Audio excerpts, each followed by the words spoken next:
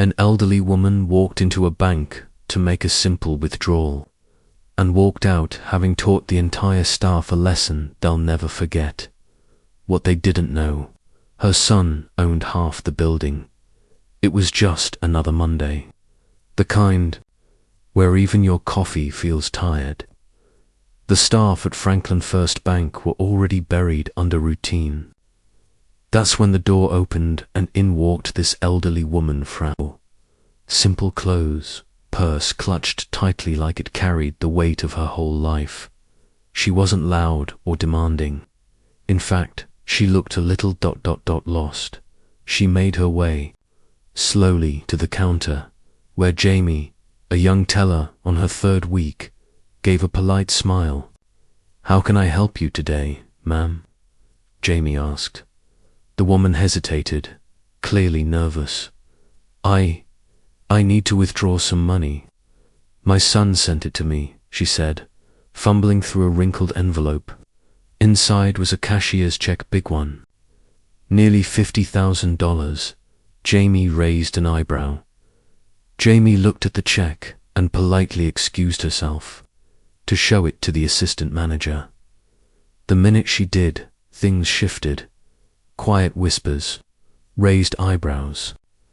The woman stood by, clutching the counter with both hands like she was holding onto dignity. "She doesn't match the account holder's file," one banker said. "Could be fraud," another added. The manager walked over. "Ma'am, do you have ID?" he asked flatly. She produced an old license. Her hands shook. They scrutinized it like it was counterfeit money.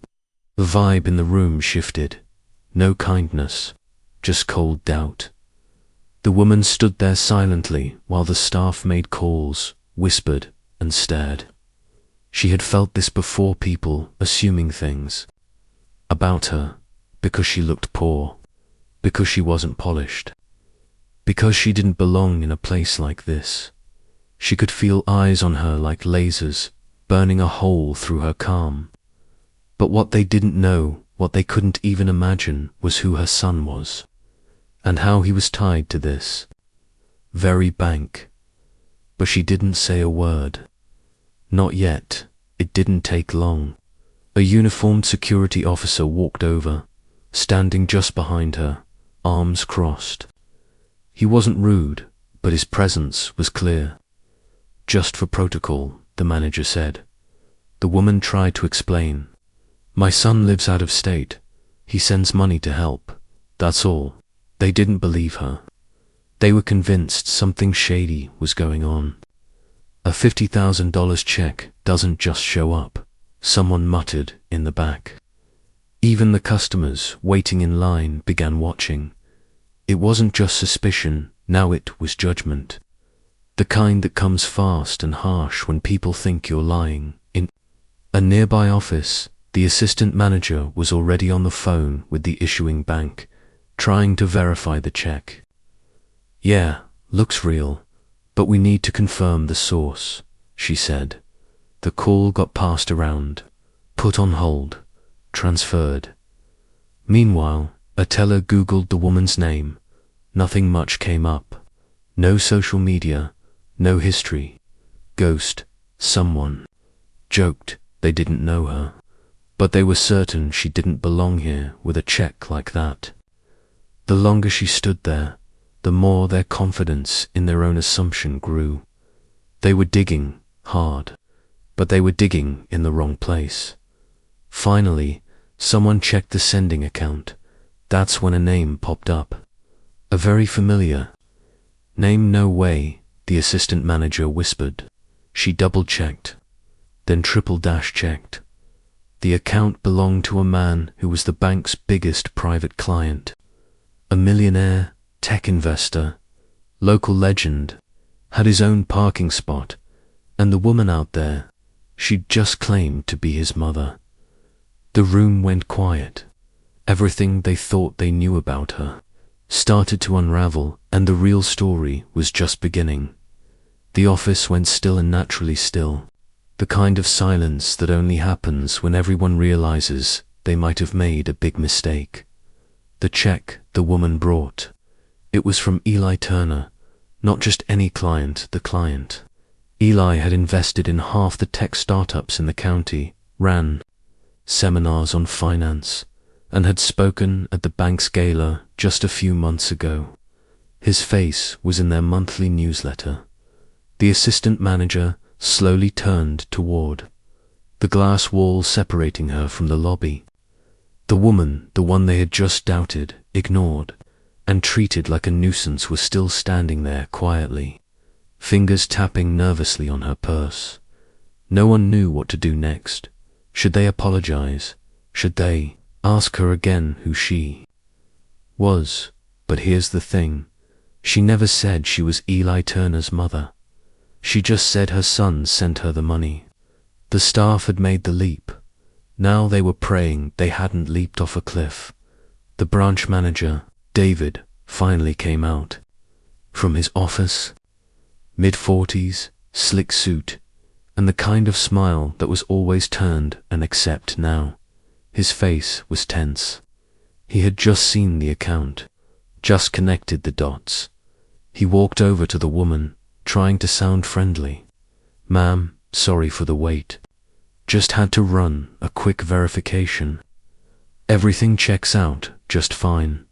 She looked up, polite but distant. "So, ... may I withdraw now?" she asked softly. David smiled. "Of course, right away. Would you like that in cash or?" But the warmth was forced. She could feel it. So could everyone else. What was once doubt was now damage control. They offered her water, a seat, even tried to make small talk, but she kept it short. She wasn't being rude. She was just ... She'd seen this play out too many times before. Back at her desk, Jamie, the new teller, watched the whole thing unfold.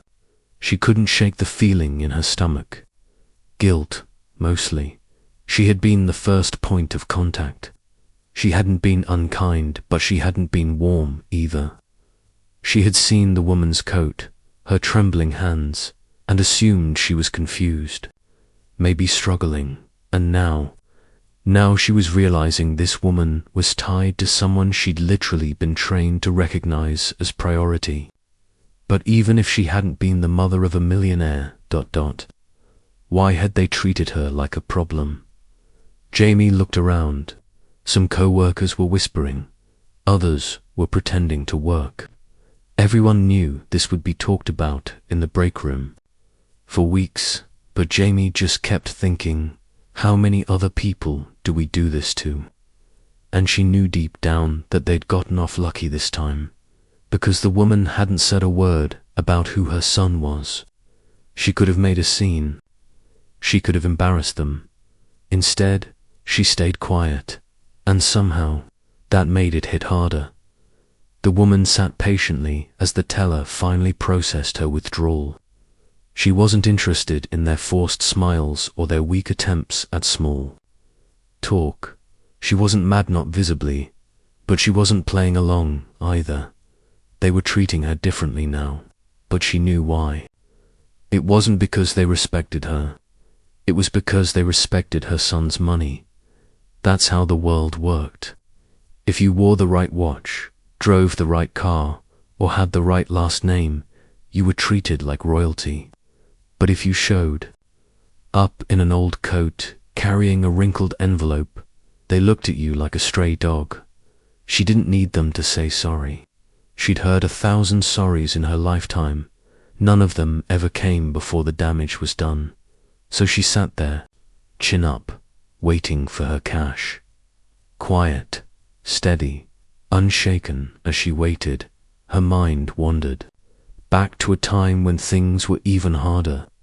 Back when she had nothing but a second job and a 5-year-old boy who believed she hung the moon.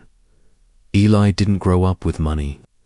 They had late rent notices, cheap dinners, and long nights reading library books because electricity wasn't guaranteed. But she never let him feel poor. She remembered taping together his torn sneakers because there wasn't money for new ones. She remembered crying behind closed doors so he wouldn't see her break. But she never gave up, never asked for a handout, just kept going. And Eli, he watched her, learned from her. He promised her one day that he'd take care of her, that she'd never feel small again. She had laughed at the time. Kids say those things. But now, here she was, sitting in a bank, holding a check with his name at the bottom, and the very people who probably cheered his success had no idea who raised him. The teller finally returned with her envelope of cash, carefully counted, crisp bills, bound in neat stacks. "Here you go, Mrs. Turner," she said softly. That name, Turner. The name echoed through the lobby like a dropped pin in a silent room. One or two people glanced up. A couple of staff members froze mid-task. Mrs. Turner. They all knew Eli Turner. Seen him on CNBC, read the articles, known he kept accounts right here. His face even appeared in the bank's online success spotlight. And now they realized they'd been standing face to face with the woman who raised him. No one said a word. No one dared. She took the envelope, nodded once, and turned to leave. Not smug, not proud, just ... graceful as the door closed behind her. The weight of what had just happened settled over the room. The kind of moment that lingers. The kind that makes you look at people a little differently. And for some, maybe, it was the first time they understood. Dignity doesn't wear labels. That night, she didn't tell her son what happened. She never did. Eli called her every Sunday, sometimes twice a week, and she never burdened him with her bad days. But this time, someone else spoke first. Unbeknownst to her, a junior employee at the bank, a temp named Marcus, had texted his friend who worked for Eli's investment firm. Just a casual, "Yo, your boss's mum got treated like a scammer at our branch today." No one thought it would go anywhere. But within an hour, the message had made its way up. And by 7:30 p.m., Eli Turner was on the phone with his mum. "Hey, Ma," he said, trying to sound normal. "Everything go okay at the bank today?" There was a pause. "Yeah," she replied after a moment. "Took a little while, but I got it." She didn't go into detail. She never did, but Eli could hear it in her voice. That tightness behind her calm. That little crack she thought she hid so well. And in that moment, he felt something he hadn't felt in a long time. Manga the next morning. The branch manager opened his inbox and nearly dropped his coffee. There it was. A direct email from Eli Turner. Subject line: "Regarding my mother's visit yesterday." The email was polite. No yelling, no threats. Just the kind of calm that somehow hits harder than rage. He wrote, "I understand my mother visited your branch yesterday and encountered unnecessary suspicion and poor treatment. I'd like to remind your staff that not all of your priority clients wear suits or walk in with confidence. Some come in quietly, humbly, and they deserve the same respect." He ended the email with a short note. "Please consider this a teaching moment. I'd prefer not to move my accounts elsewhere, but I will if I feel this is a reflection of your values." No one talked much that day, but everyone was thinking the same thing. They screwed up. Bad. Back at his office, Eli sat alone, phone still in hand. He'd already called his firm's banker and scheduled a review of all his accounts with Franklin first. But his mind wasn't on the money. It was on his mother. He could still see her walking to her second job in the snow when he was 8. Could still hear her humming softly in the kitchen at night, hoping he wouldn't notice the silence of an empty fridge. Everything started with her.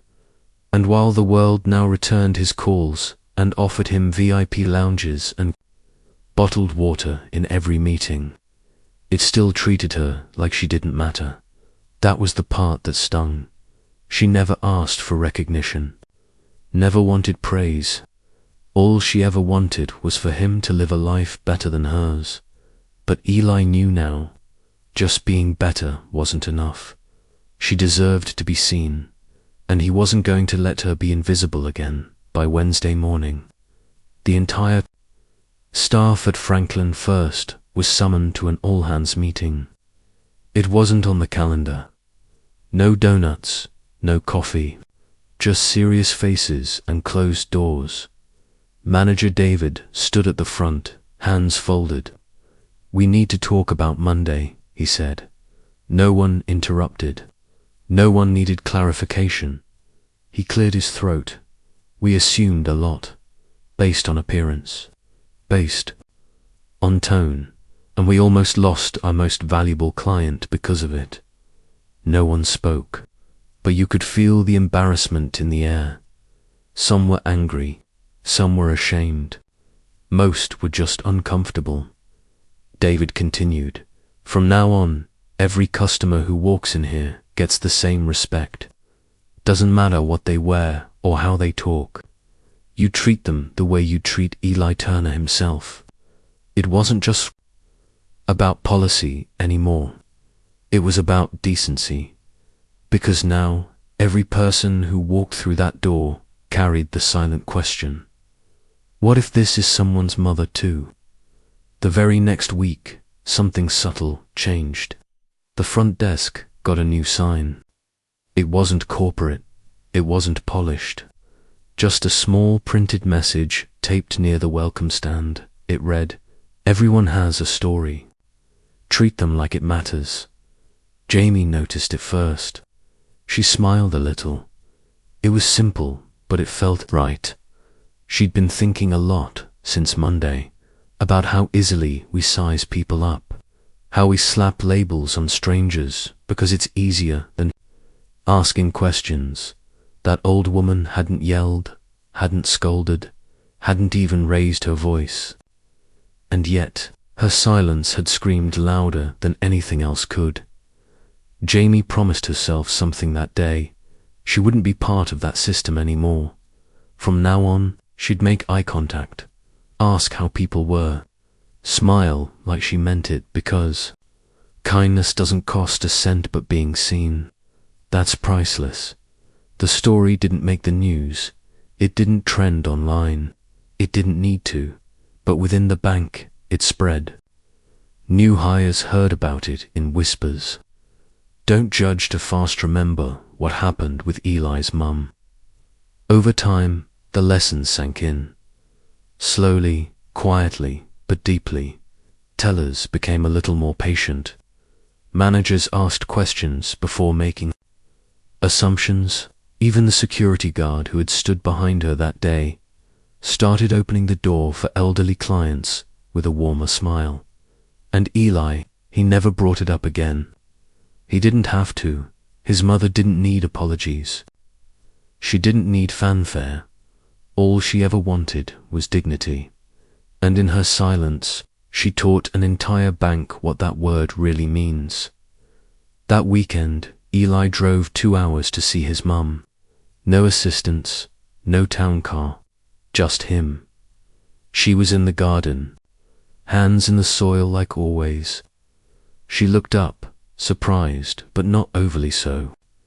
"Didn't think I'd see you till Sunday," she said, wiping her hands. "I figured I owed you a visit," he said, pulling her into a hug. She smelled like lavender and old books.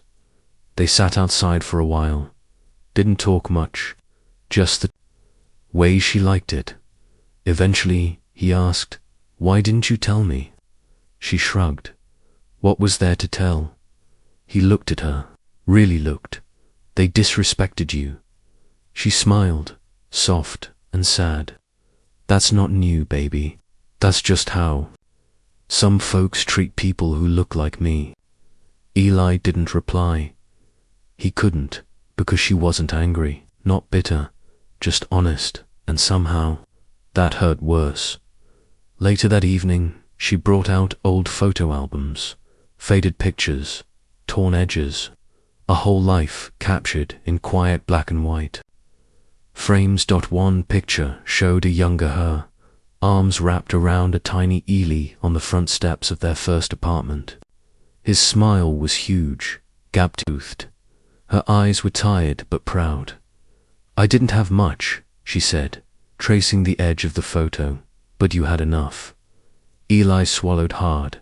He remembered that place, remembered the leaking pipes, the space, heater, the nights they'd read books by flashlight, when the lights got cut, and through it all.